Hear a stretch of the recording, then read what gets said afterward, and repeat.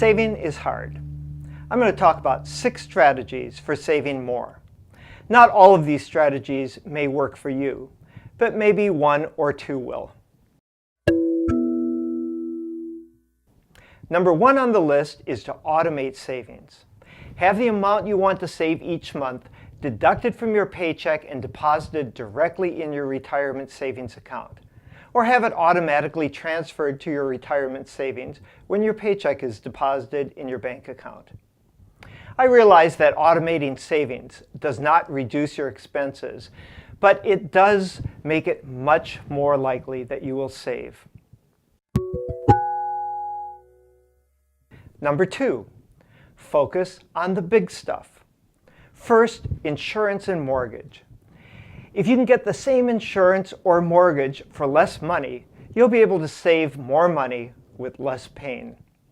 You've probably seen the Geico ads claiming that 15 minutes will save you 15%. You know, it's probably going to take you longer than 15 minutes.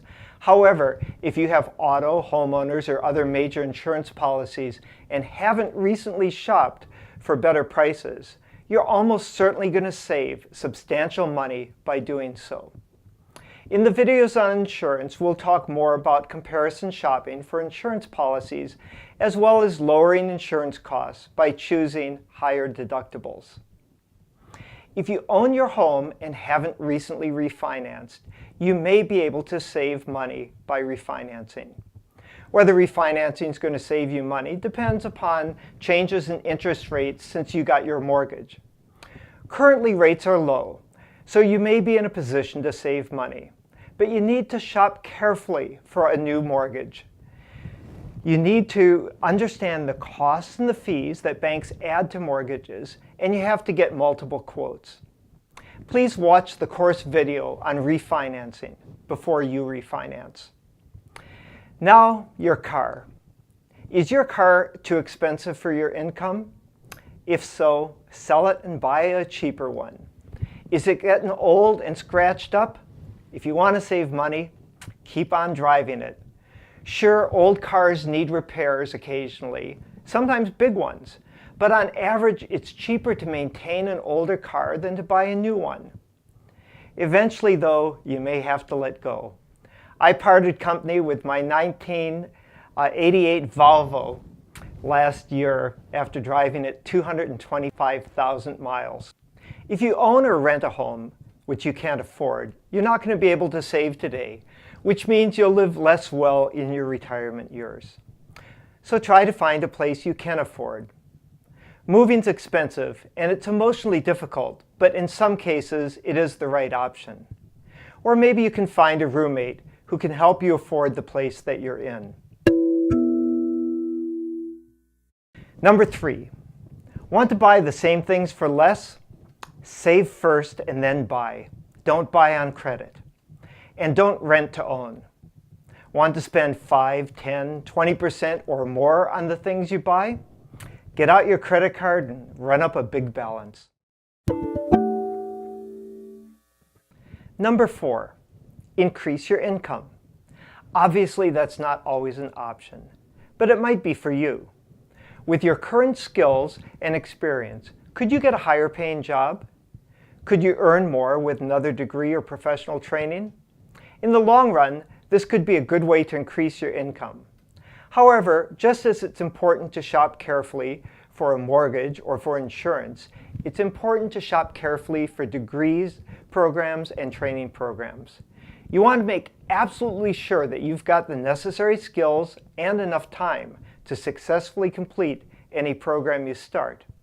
And you need to be sure that the majority of students who've gone through the program you're considering ended up with good paying jobs in the field of the training. Finally, you need to compare the cost of education programs to the potential financial benefits. Number 5, comparison shop. This is crucial for big ticket items such as cars, computers, and refrigerators. But you can also save money on regular repeated purchases by finding a store that sells the item for less. Buy in bulk if you can, as long as bulk supply doesn't lead to bulk consumption. Number 6, don't neglect the small stuff. In his book, Smart Women Finish Rich, David Bach wrote that a young woman who gave up her daily $5 stop at Starbucks would likely have an additional $2 million by the time she was 65. That was a bit optimistic. By my calculations, if you save $5 a day for 40 years, you'd need to earn more than 12% annual interest compounded daily to end up with $2 million.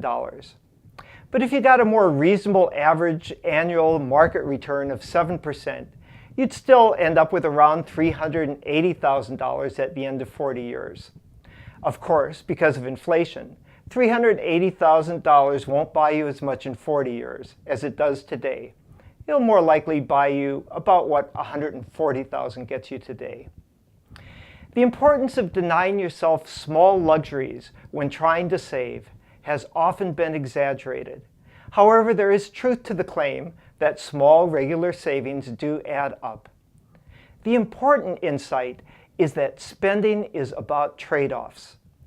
If you're keeping your must-have expenses under control and saving 20% of your after-tax income, you should spend your wants money and fun money however it makes you happiest.